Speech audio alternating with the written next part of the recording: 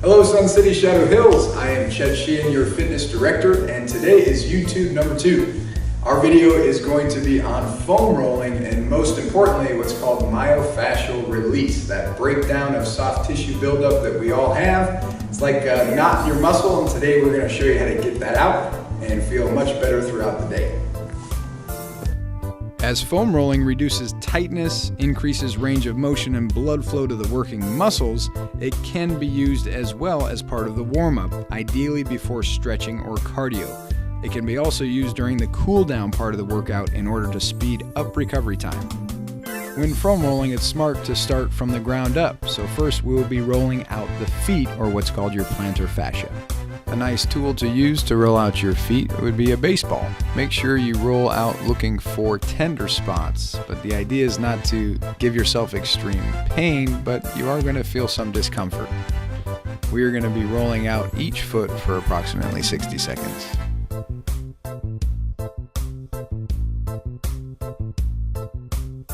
More pressure in the foot when rolling, you can stand up and roll out one foot at a time. Just make sure that you have something to hold on to, like in this video, a chair. A nice way to incorporate a little balance, killing two birds with one stone, is to just simply balance on one foot while rolling out the other. Don't attempt this unless you're very comfortable with balance. If you find the baseball is a little too firm, you can use anything from a pickleball to even a racquetball. Make sure to get the heel, the middle of the foot, and the front of the foot, your entire plantar fascia. Again, 60 seconds per foot would be recommended. If you find any ball under the foot is slipping out or just uncomfortable, a nice hairspray bottle is a good tool to use as well.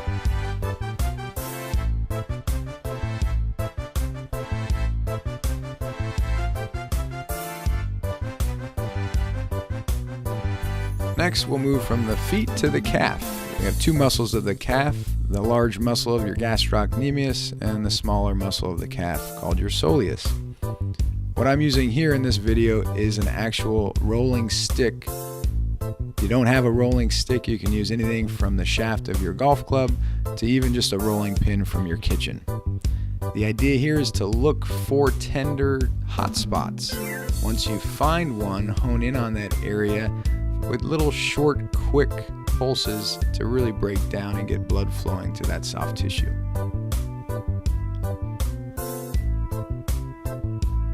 When you're rolling your calf, just try and find 3 tender spots, and like I said, hone in on those tender spots for about 20 seconds with short, quick pulses.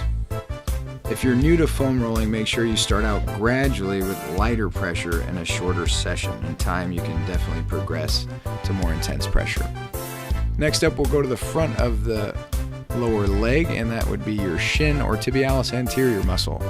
Looking again for those tight, tender spots, trying to find 2 or 3, and honing in with short, quick strokes for about 20 seconds. Next, we're actually going to be using the foam roller. We have a few in each gym. It's a nice tool to use, again, to break down that soft tissue buildup. What you're seeing here is myself rolling out both of my quad muscles, the front of the thigh. The stick is a nice instrument to use for this instead of the foam roller. That way you can do it seated, no pressure on the lower back. Again, looking for tight spots, try and find 2 or 3 per quad muscle and hone in on those areas for about 20 seconds with short, quick pulses.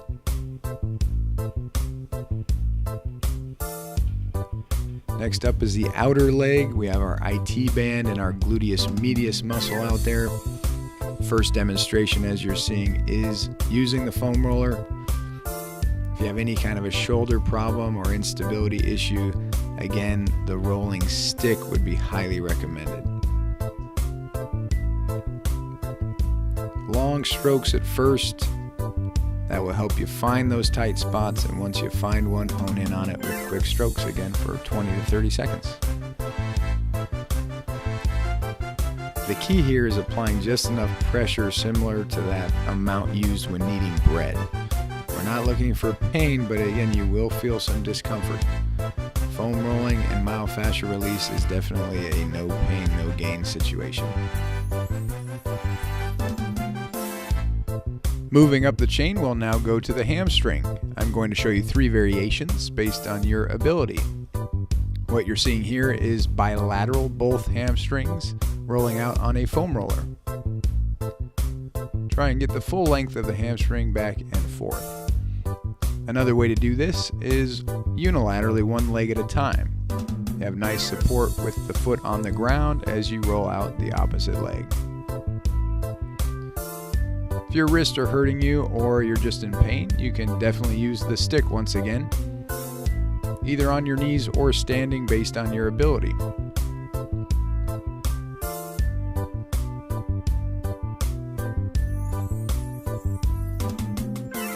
Nice quick strokes, getting blood flow and circulation and breakdown to the hamstring.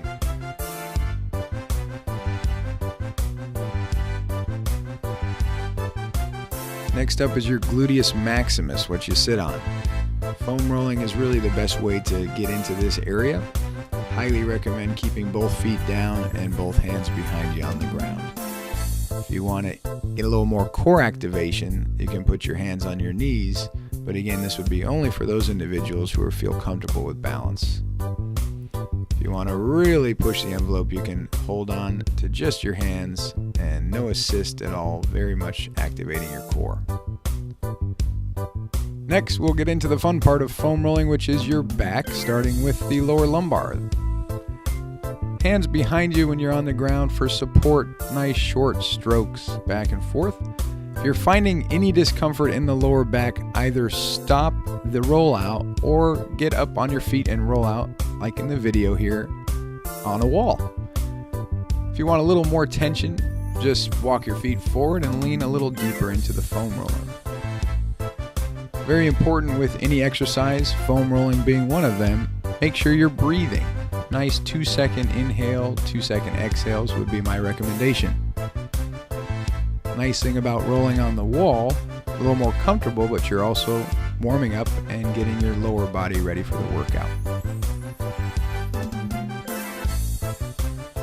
Moving up the spine, we'll get into what's called your thoracic spine. Back and forth on the ground is definitely going to be the deepest of the release techniques, but again, an easy modification if you're uncomfortable on the ground is getting up on the wall. When you get into the upper back and the thoracic and cervical spine, I highly recommend crossing your arms. That's a nice way to get shoulder blades out of the equation and make sure you're rolling out the full length of the back muscles.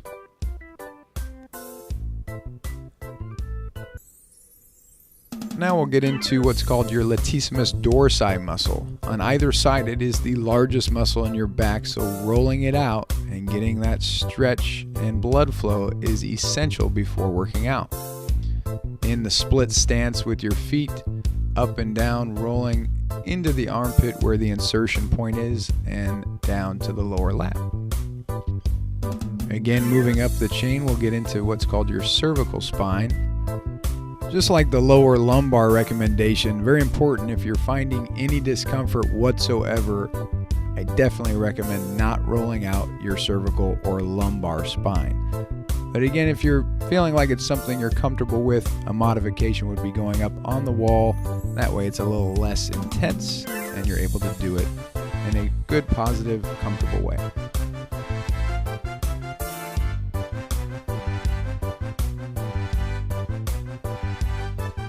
Okay, Sun City Shadow Hills, that was your YouTube video on myofascial release, the breakdown of that soft tissue buildup that we all have. Very important to do this on a daily basis if you can mix it into your schedule. This would actually be performed before the stretch video that you watched last month.